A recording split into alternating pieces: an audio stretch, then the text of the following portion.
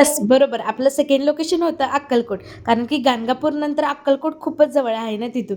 त्यामुळे. त्यानंतर आम्ही अक्कलकोटमध्ये पोहोचल्या-पोहोचल्या लगेच मी माझा जो हा मम्मीनं स्टिच केलेला ड्रेस होता तो वेअर केला आणि मी बाजूंना श्री स्वामी समर्थ ही नाव लिहिलेलं होतं. त्यानंतर थोडेफार फोटोज, व्हिडिओ घेतले आणि आतमध्ये गेले.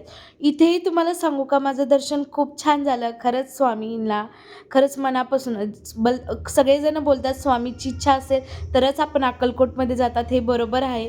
माझी खूप दिवसापासून इच्छा होती अक्कलकोटला जायला.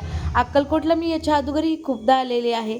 पण पहिल्यांदाच मला एवढं छान वाटत होतं म्हणजे असं मनातून एकदम पॉझिटिव्हिटी वाटत होती. कारण की मी जी आता पारायणला बसले होते त्यामुळे मला स्वामींच्याबद्दलची एक नवीनच ओळख झाल्यावानी झाली त्यामुळे. आणि गाणगापूरला तर माझं दर्शन एवढं छान झालं त्याच्याहून छान माझा अक्कलकोटलाही झाला.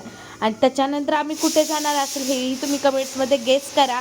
आणि मग पुन्हा मूर्तीजवळ येऊन फोटोज, व्हिडिओ काढले छान-छान. भेटूया आता आपण सेकंड लोकेशन, थर्ड लोकेशनला. बाय.